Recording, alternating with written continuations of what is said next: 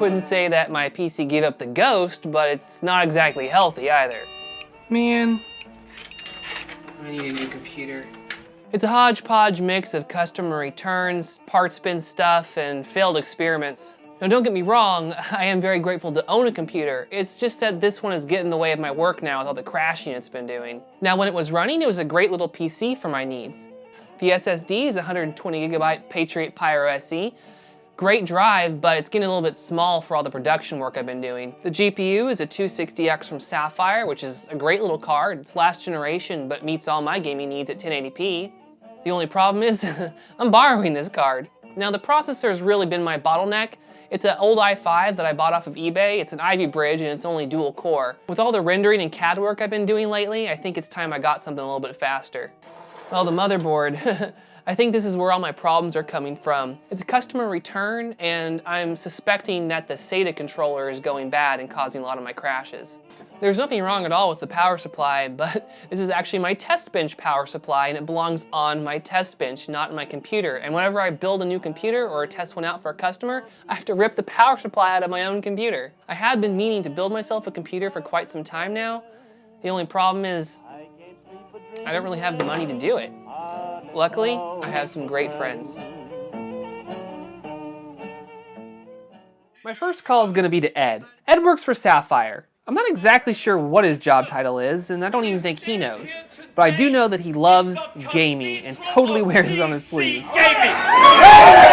Edward is one of the most sincere human beings I've ever met, and his passion for the gaming community is second to none. I've always had a great time hanging out with him on Skype or being his lance mate in MechWarrior. You gonna back me up or what, Ed? I always know I can count on Ed for a favor, especially after that game. My second call is definitely going to be to Scott from Patriot. Scott is one of my very best friends, and he's always been 100% supportive of my crazy passion for modding and design. Scott working for Patriot was a happy coincidence. I've been buying memory from them for years because of their awesome dedication to customer support. They really do care because they're gamers themselves. Patriot's offered me some amazing contract design work on some of their products before, and it excites me to think I could have worked on some of the heat shields for the memory I'll be using for this build. I think my favors might run out there, so for the other parts I had to rely on hard work. I spent a week installing some Paladin streaming equipment for a laser tag arena. This equipment allows people to bring in wireless cameras into a broadcast production environment. You get most of the power of a satellite truck, but at a fraction of the cost. What was cool about this particular gig is that the Seahawks were there one of the nights I was working.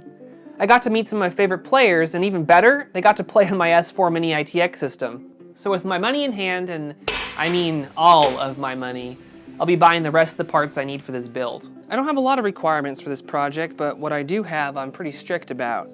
Number one, it needs to fit in my computer cubby, which is only 11 by 11 by to the ceiling inches. Secondly, I like the ports to be on top. That's actually just really convenient for everyday using the system. Thirdly, I'd like an open design so I can get the parts real simple because I'm always swapping out parts to test them. I work on my computer a lot.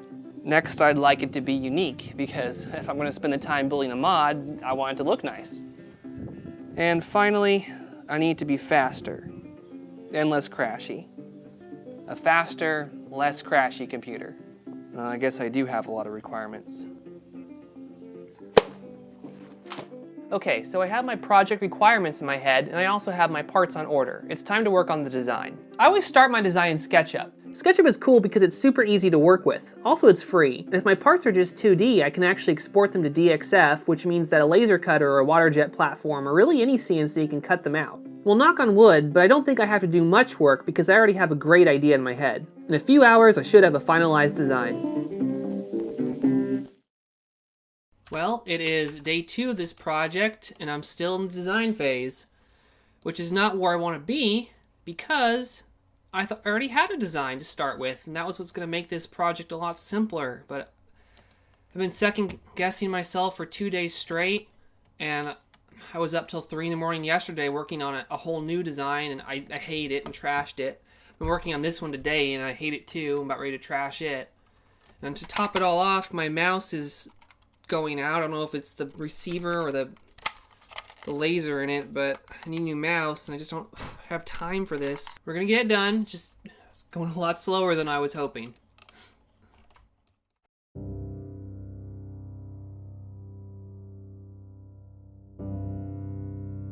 I don't think I take it very well when I run out of ideas.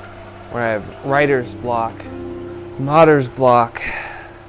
It's not that I'm not grateful. I am grateful. It's just that I really want to do a good job and I'm feeling the pressure. I'm just frustrated right now. My design's just not there yet. It's terrible. I just want to do a good job. Sometimes it helps just to step back and take a break. And sometimes a break tastes like a peanut butter jelly and Cheez-It sandwich. Well, what can I say? I have weird tastes. What?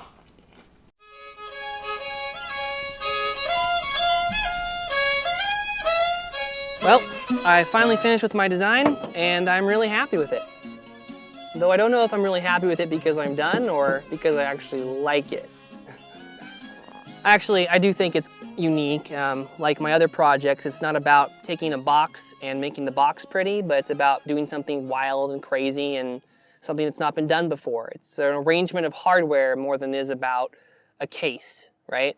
Some of the things I like about the design, the motherboard is super easy to take out.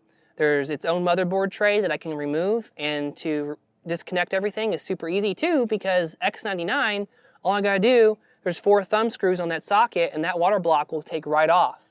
The graphics card isn't attached either. It's gonna use a PCIe ribbon. So there's just a bunch of stuff that I did that I'm really happy. I think it met my design marks.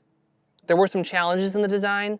For one, I need to model out the liquid cooling loop because there's so many tight spaces that I knew if I didn't actually model out and measure those bins, I could run into a situation where the tubing would actually bend in on itself and that would be no good. How does it look? You know, to me it works. It's unique. I try to make it not boring from different angles. Will people like it? I have no idea. I'm gonna up to them. I don't build these things to make other people like them, you know? I do it because I like them. All right, so the next step is gonna be to take my SketchUp model and put it into CAD. In order for me to cut out my flat pattern, I'm gonna need to de-bendify it. And Inventor has some pretty cool tools that will allow me to do that. So why would I bother to make this part in Inventor when I already had it made in SketchUp? I mean, it's true that I have all the dimensions that I need and I can pull off of my SketchUp model and it's really handy, but the problem is I have no way of actually putting this on a piece of material and then cutting it out. I would have absolutely no idea how to account for the curves and the bends and the folds. So by doing this in Inventor and setting it up properly and using the proper parameters, I can create or click a magic button which smushes it all flat. It is so cool. The CAD program also does some pretty cool things like for hole alignment. In SketchUp, I'd actually have to plot out the origin for every single one of the holes that I want to punch out and then draw the diameter based off of a radius. And in Inventor, all I gotta do is define a point. Then I can just go to a punch a hole menu. I can say, what drill bit do I want this to be for? Do I want it countersunk? Do I want them in an array? That way, if I have a bunch of different holes, like in a certain pattern for a bunch of drives, I just type in the numbers that I want and poof, it does it. It's pretty cool. So hopefully the computer's not gonna lie to me and it's all gonna go together. I just need to figure out how to put it together because it's gonna be a challenge. I think I can do almost everything in-house, but there's a couple things I'm gonna need to outsource because there's no way my shop can handle it.